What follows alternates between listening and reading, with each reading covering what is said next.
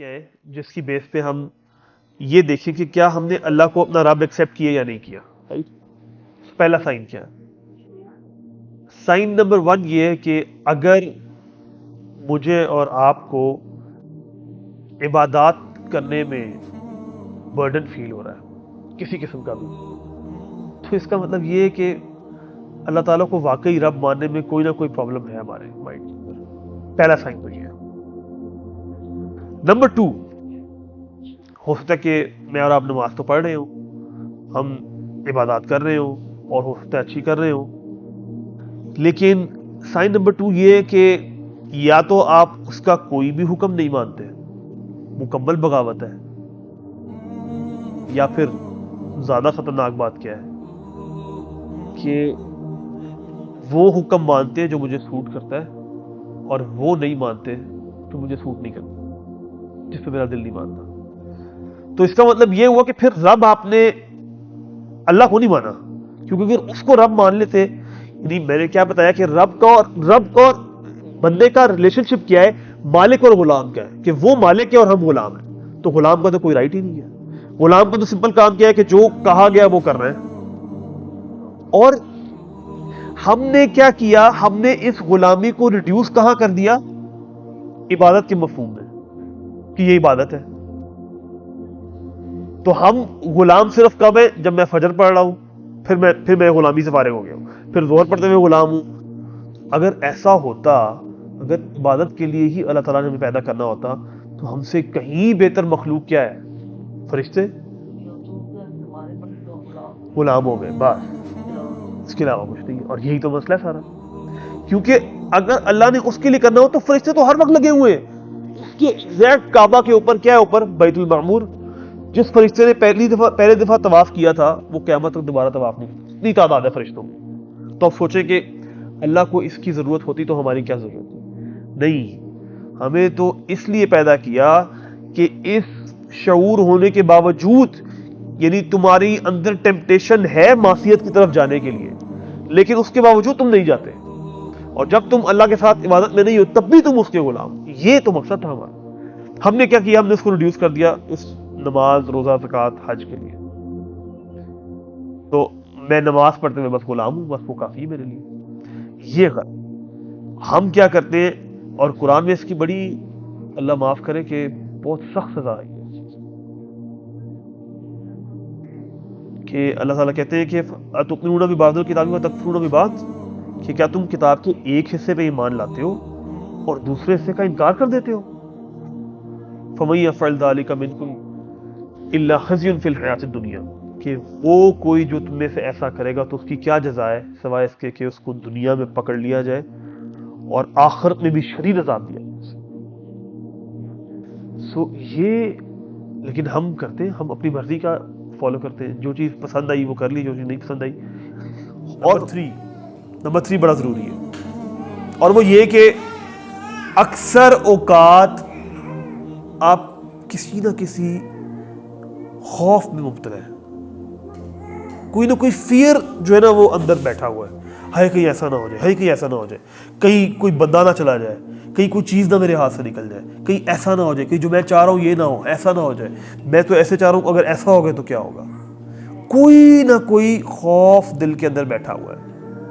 Fair of unknown. اب دیکھیں یہ جو سائنز ہیں، ہو سکتا ہے کسی کے اندر 100% ہو، کسی کے اندر کوئی ایک سائن ہو سکتا ہے کسی کے اندر ایک سائن ہو، جیسے فیئر والا سائن ہے، وہ کسی کے اندر فیئر تھوڑا سا ہو، کسی کے اندر زیادہ ہو. تو جتنا فیئر زیادہ ہے اتنا ہی میں نے اس کو رب کم مانا ہے، کیونکہ اللہ تو کہہ رہے ہیں قرآن کے اندر، اللہ تعالیٰ کہتے ہیں ان الذین قالوا ربنا اللہ ثم استقاموا، وہ لوگ، بے شک وہ لوگ جنہوں نے کہا کہ اللہ ہمارا رب ہے اور پھر اس پر جم گئے، لا خوف علیہم ولا هم یحزنون، کہ ان کے اوپر نہ پھر کوئی خوف ہے اور نہ ہی وہ غمگین ہے.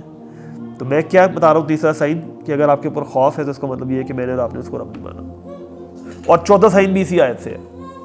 اگر موسٹ آف دا ٹائمز میں غمگین رہتا ہوں، پریشان رہتا ہوں، مجھے انزائٹی رہتی ہے، اپنے آپ کو میں آبزرو کروں نا کہ میرا زیادہ تر پرائم ایموشن میرا کیا ہے، کیا میں خوش ہوں، یا میرا پرائم ایموشن سکون ہے، پیس ہے، یا میرا پرائم ایموشن جو ہے وہ ٹینشن ہے، یا میرا پرائم ایموشن جو ہے وہ غم ہے، سیڈنس ہے. اگر یہ ہے تو اس کا مطلب ہے کہ میں نے اس کو رب نہیں مانا. اب پانچویں چیز، اس میں بڑے لوگ جو ہے نا ہم میں سے، میرے خیال میں بہت لوگ اس میں فال کرتے ہیں. جب کوئی ایسی چیز ہو جو کہ میری منشا کے اگینسٹ تھی، میں چاہ رہا تھا ایسے ہو اور ایسے ہو گیا، میں چاہ رہا تھا یہ چیز مجھے مل جائے، مجھے نہیں ملی. اب ایک آؤٹ ریج آئی ہے اللہ تعالیٰ کی طرف، ایک یا تو غصہ ہے اس کے اوپر بہت زیادہ کہ ایسا کیوں نہیں ہوا، یا اس سے ناراضگی ہو گئی ہے، یا اس کے خلاف دل میں کوئی بری فیلنگ آئی کہ یہ میرے ساتھ کیوں کیا ہے، ایسا کیوں کیا، میں تو یہ چاہا تھا. میں نے ابھی تو اس دفعہ تو رمضان میں میں نے سارے روزے رکھے، میں نے رمضان میں 5 نمازیں پڑھی، تراویح پہلی صف میں آ کے پڑھی، لیکن ایک میں نے چیز مانگی تھی وہ تو مجھے دی نہیں. میں نے ایک چیز سے پناہ مانگی تھی وہ مجھے دے دی. میں نے یہی تو کہا تھا کہ مجھے محتاجی کی زندگی نہ دے، مجھے محتاج کر دیا. اب یہ اگر ہو رہا ہے نا تو اس کا مطلب ہے کہ آپ نے اس کو کیا نہیں مانا، رب. کیونکہ دیکھیں کل والی بات، ڈیفالٹ سٹیٹس یہ ہے کہ جو میرے پاس ہے وہ میں ڈیزرو نہیں کرتا. ڈیفالٹ سٹیٹس یہ ہے.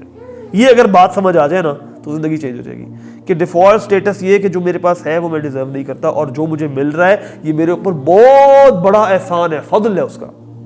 لیکن یہ چیز سمجھ نہیں آتی. تو یہ 5واں سائن ہے. اب 6واں سائن کیا ہے؟ اور یہ ہے اصل، یہ اصل ہے. 6واں سائن یہ ہے کہ جب آپ نے اس کو رب نہیں مانا، جب آپ نے اس کی غلامی نہیں کی، تو پھر آپ ہر دوسری کسی نہ کسی چیز کے غلام ہیں. آپ یا تو لوگوں کے غلام ہیں، اور سب سے زیادہ بڑی غلامی کیا ہے؟ سوسائٹی کے نارمز کے آپ غلام ہیں کہ ہے پتہ نہیں کیا ہو جائے گا، لوگ کیا کہیں گے. یہ جو لوگ کیا کہیں گے یہ اصل میں کیا ہے؟ یہ لوگ کیا کہیں گے یہ اصل میں کیا ہے؟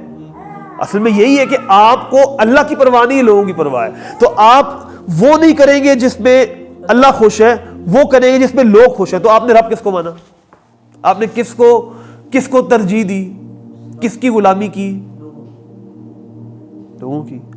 اب یہ چیز جتنی زیادہ ہے اتنا ہی اس کا مطلب کیا ہے کہ میں نے اس کو اپنا رب نہیں مانا. فیشن ٹرینڈز غلام ہے، چاہ رہے کہ نہ کروں لیکن ویسے کپڑے پہننے. اب اور اللہ تعالیٰ قرآن میں بڑی سخت بات کہتے ہیں، اور ایک سے زیادہ مرتبہ آئی ہے یہ بات. افرأیت من اتخذ الہہ ہوا، کیا تم نے اس شخص کو دیکھا ہے جس نے اپنے نفس کو، اپنی خواہشات کو اپنا معبود بنا لیا، الہ بنا لیا. یعنی وہ اسی کو فالو کرتا ہے، وہ اسی کی سنتا ہے. میں کوئی نیک کام کرنے لگتا ہوں لیکن مجھے لوگ اس پہ کرٹیسائز کریں گے، اور میں اس کرٹیسزم کی وجہ سے رک جاتا ہوں. تو میں نے کس کو رب مانا؟ اللہ کو یا اس کو؟ تو یہ 6 سائنز ہیں.